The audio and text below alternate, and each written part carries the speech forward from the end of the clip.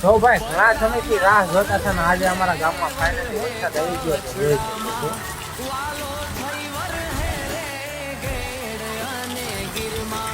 અમારા ગામમાં આજે વરસાદ ફૂટી ગયો છે ને વિડીયો કમેન્ટમાં ફૂટી ગયો અને આવા નવા લગ